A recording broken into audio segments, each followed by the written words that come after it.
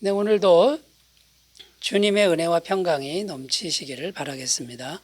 오늘 말씀은 베드로전서 1장 3절에서 4절 말씀입니다. 우리 주 예수 그리스도의 아버지 하나님을 찬송하리로다. 그의 많으신 긍휼대로 예수 그리스도를 죽은 자 가운데서 부활하게 하심으로 말미암아 우리를 거듭나게 하사 산 소망이 있게 하시며 썩지 않고 더럽지 않고 쇠하지 아니하는 유업을 있게 하시나니 곧 너희를 위하여 하늘에 간직하신 것이라. 아멘. 3절 말씀 다시 읽어보면요. 우리 주 예수 그리스도의 아버지 하나님을 찬송하리로다. 자, 이렇게 기록하는데 여기서의 핵심 내용은 찬송하리로다라는 말씀입니다. 자, 찬송하라 이제 이런 뜻인데 평안해서 찬송하라 이런 의미가 아니고요. 고난 중에 찬송하라 이런 의미가 이제 담겨 있습니다. 그래서 성도라고 하는 존재는 고난이 와도 또 고난 중에도 찬송하는 존재다. 이런 메시지를 우리에게 전하고 있는데요. 고난 중에 우리가 원망하기가 쉽죠.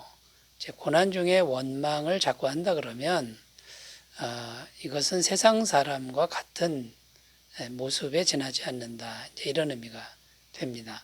일단 원망하는 것은 하나님이 기뻐하시지 않는다고 성경은 증언하고 있습니다. 광야에서 이스라엘 백성들이 이 광야길을 가는데 너무 힘들다 보니까 자꾸 원망하는 그런 말씀이 기사가 나오는데 원망하다가 벌을 자꾸 받게 되는 거죠. 출애굽기를 보면 이제 이런 내용을 우리가 읽을 수 있는데요. 원망하는 것은 하나님을 기쁘시게 하지 못한다라는 겁니다. 자, 그런데 성도가 고난 중에 찬송하면 하나님이 기뻐하시고 또 기뻐하시는 것뿐만 아니라 하나님이 상을 주신다라고 성경은 증언하고 있는 것이죠. 사도행전 16장 25절 26절 한밤중에 바울과 실라가 기도하고 하나님을 찬송하며 죄수들이 듣더라. 이에 갑자기 큰 지진이 나서 옥터가 움직이고 문이 곧 다 열리며 모든 사람의 매인 것이다 벗어진지라. 이 바울과 실라가 옥에 갇혀 있습니다. 매도 많이 맞은 상태인데 찬송하기가 힘든 상황에서 찬송을 했더니 기적이 일어났습니다. 옥터가 흔들리고 옥문이 열리는 이런 역사가 나타난 거죠. 하나님이 기뻐하시고 하나님이 함께 하셔서 기적을 베풀어 주신 것인데요. 자, 우리가 고난 중에 찬송하면 이런 일들이 일어난다는 거고요. 또 이런 일이 일어나지 않더라도 기적이 일어나지 않더라도 하나님을 찬송할 수 있다 그러면 그것이 이제 진정한 신앙, 성숙한 신앙이 된다라는 것입니다. 자, 그래서 오늘 말씀은 우리가 항상 찬송하는 삶을 살아야 되는데 항상 찬송하는 삶을 어떻게 살 수 있느냐라는 겁니다. 영원한 것을 찬송할 때 우리는 고난 중에도 찬송할 수 있다라는 건데요. 그 영원한 것이 어떤 것이고 그 영원한 것을 우리가 찬송할 때 항상 찬송할 수 있는 이제 그런 삶이 된다는 것인데 구체적으로 어떤 것인지 살펴보면서 은혜를 나누겠습니다. 자, 첫 번째 우리가 고난 중에도 찬송할 수 있으려면 첫 번째 하나님 그분을 찬송해야 한다라는 겁니다. 그러니까 하나님을 찬송하면 하나님은 영원토록 변함없는 분이니까 하나님 그분을 찬송하면 영원히 찬송할 수 있고 고난 중에도 역시 찬송할 수 있다라는 것이죠. 3절 다시 읽겠습니다. 우리 주 예수 그리스도의 아버지 하나님을 찬송하리로다. 여기 보면 찬송의 대상 아버지 하나님 이렇게 나와 있죠. 나에게 좋은 일이 있어야만 찬송하는 게 이제 아니라는 겁니다. 그러니까 좀 힘든 일이 있어도 하나님 그분을 찬송할 수 있다라는 거죠. 그분은 영원토록 변함없는 분이다라는 거죠. 자, 그래서 이제 이 하나님 그분을 찬송한다 했을 때 이 담겨진 의미가 어떤 것이 있냐면요. 찬송이라는 것은 하나님께 드리는 것이지 나의 위로를 위해서 하는 게 아니다. 이런 의미가 담겨 있습니다. 그러니까 나의 위로 되든 안 되든 그걸 넘어서서 하나님 그분을 찬송하는 것이다. 이런 의미가 있는 거죠. 이사야 43장 21절 이 백성은 내가 나를 위하여 지었나니 나를 찬송하게 하려 함이니라. 힘들든 힘들지 않든 우리 피조물의 본분은 하나님 그분을 찬송하는 것이다 라는 말씀이고요. 자, 환경이 어려워져도 하나님은 변함이 없으시다. 그러니까 그분을 찬송할 수 있다 라는 겁니다. 하박국 3장 17절 18절 비록 무화과 나무가 무성하지 못하며 포도나무에 열매가 없으며 감람나무에 수출이 없으며 밭에 먹을 것이 없으며 우리의 양이 없으며 외양간에 소가 없을지라도 나는 여호와로 말미암아 즐거워하며 나의 구원의 하나님으로 말미암아 기뻐하리로다. 자, 환경이 굉장히 어려워졌어도 구원의 하나님 그분이 계시니까 찬송하겠다. 이제 이런 고백이 되는 겁니다. 그 다음에 환경이 어려워져도 하나님은 변함없는데 그 하나님과 우리가 영적으로는 얼마든지 교통할 수 있다라는 겁니다. 구원받은 백성은. 시편 42편 5절입니다. 내 영혼아 내가 어찌하여 낙심하며 어찌하여 내 속에서 불안해하는가. 너는 하나님께 소망을 두라. 그가 나타나 도우심으로 말미암아 내가 여전히 찬송하리로다.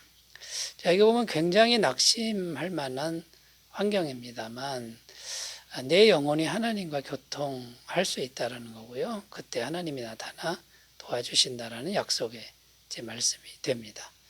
자, 설사 우리가 죽었다 할지라도 죽음 이후에도 하나님은 여전히 변함없는 모습으로 내 앞에 계신다라고 증언합니다. 그러니까 우리가 얼마든지 찬송할 수 있죠. 로마서 8장 38절 39절 내가 확신하노니 사망이나 생명이나 천사들이나 권세자들이나 현재일이나 장래일이나 능력이나 높음이나 깊음이나 다른 어떤 피조물이라도 우리를 우리 주 그리스도 예수 안에 있는 하나님의 사랑에서 끊을 수 없으리라. 사망이 우리를 덮쳐도 하나님의 사랑에서 끊을 수 없다. 하나님 그분을 찬송하면 우리는 고난 중에도 얼마든지 찬송할 수 있다라는 겁니다. 자, 두 번째로 가보겠습니다. 두 번째, 영원한 것을 찬송해야 된다 말씀드렸는데 어떤 게 영원한 것입니까? 두 번째는 거듭나게 하신 것을 찬송할 수 있다라는 겁니다. 3절을 끝까지 읽겠습니다. 우리 주 예수 그리스도의 아버지 하나님을 찬송하리로다. 그의 많으신 긍휼대로 예수 그리스도를 죽은 자 가운데서 부활하게 하심으로 말미암아 우리를 거듭나게 하사 산 소망에 있게 하시며. 자, 여기 보면 끝부분에 거듭나게 하사 산 소망에 있게 하시며 이렇게 표현하고 있는데요. 거듭나게 하신 걸 찬송하라. 이제 이런 의미죠. 자, 거듭나게 하신 은혜가 바로 산 소망이다. 이건 살아있는 소망이다. 이런 뜻이고요. 여기서 살아있다라는 건 영생을 의미합니다.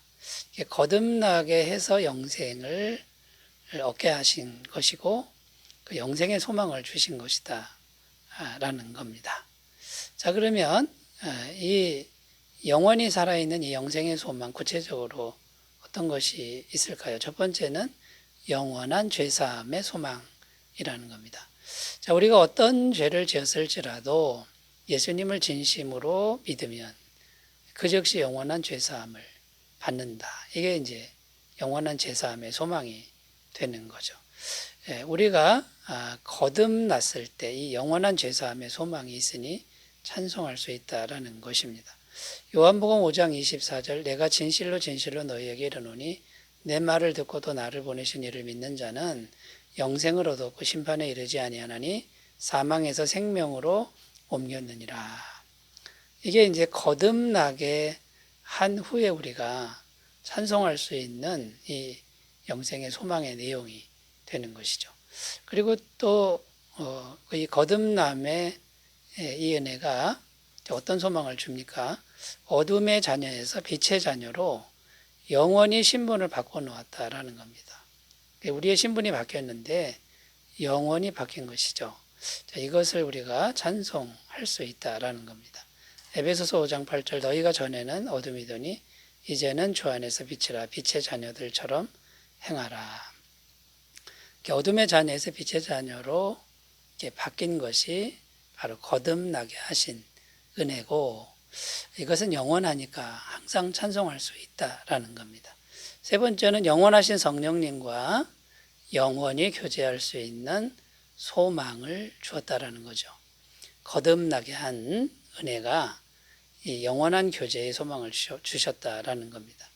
사도행전 2장 38절 베드로가 이르되 너희가 회개하여 각각 예수 그리스도 이름으로 세례를 받고 죄사함을 받으라. 그리하면 성령의 선물을 받으리니. 자, 성령의 선물을 받았다. 이것이 거듭난 건데 우리는 거듭난 이후에 성령님과 계속적으로 교제가 가능해졌다라는 겁니다. 그러니까 여러분 우리가 이 영원한 성령님과 영원히 교제하는 이것이 이 거듭남의 은혜로 주어지는 것이니 어찌 찬송하지 않을 수 있겠습니까? 자, 그러니까 여러분 고난 중에도 우리는 거듭나게 하신 것을 얼마든지 영원토록 찬송할 수 있다라는 것이죠.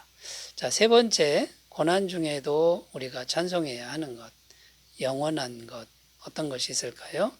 영원한 천국을 주심을 찬송할 수 있다라는 겁니다. 4절입니다. 썩지 않고 더럽지 않고 쇠하지 아니하는 유업을 있게 하시나니 너희를 위하여 하늘에 간직하신 것이라. 자, 여기 보면 썩지 않고 더럽지 않고 쇠하지 아니하는 유업 이렇게 나오는데 천국을 의미하는 겁니다. 여러분 이 천국은 영원하죠. 하나님이 주인 되시는 곳인데 이 천국은 영원히 빼앗기지 않습니다. 그러니까 여러분 영원한 천국을 주심을 우리가 항상 찬송할 수 있고요. 고난 중에도 찬송할 수 있다라는 겁니다. 요한복음 14장 2절 3절 내 아버지 집에 거할 것이 많도다. 그렇지 않으면 너희에게 일렀으리라. 내가 너희를 위하여 거처를 예비하러 가노니 가서 너희를 위하여 거처를 예비하면 내가 다시 와서 너희를 내게로 영접하여 나 있는 곳에 너희도 있게 하리라. 주님의 약속입니다. 영원한 천국을 내가 예비하여 너희를 그곳으로 인도하겠다. 주님의 약속은 반드시 성취가 되는 거죠. 빼앗기지 않습니다. 자, 이것을 찬송하라는 거고요. 우리가 찬송가를 부를 때 보면요. 천국 찬송이 굉장히 많다라는 걸 발견하게 되실 겁니다. 자, 천국을 찬송하면 성령님이 역사하시고 천국의 능력이 실제로 우리에게 이제 임하게 됩니다. 마태복음 9장 35절 예수께서 모든 도시와 마을에 두루 다니사 그들의 회당에서 가르치시며 천국 복음을 전파하시며 모든 병과 모든 약한 것을 고치시니라. 그러니까 천국을 계속 찬송하니까 천국의 생명의 능력이 우리를 통해 흘러서 병 고침의 역사, 귀신을 쫓아내는 역사가 이제 나타났다라는 말씀이 됩니다. 자, 여러분 영원한 천국을 우리가 찬송할 때 빼앗기지 않게 되고요. 반대로 이 세상에 속한 돈이나 명예나 지위 등을 우리가 찬송하고 자랑하면 허망해질 겁니다. 왜냐하면 그것들은 곧 없어질 것이기 때문인 것이죠. 여러분, 우리는 영원한 것을 찬송함으로 고난 중에도 찬송하는 삶이 되시길 바라겠습니다. 기도합니다. 하나님 아버지, 성도로서 우리는 고난 중에도 능히 찬송할 수 있게 하옵소서. 예수님의 이름으로 기도드립니다. 아멘. 좋은 하루 되시기 바라겠습니다. 감사합니다.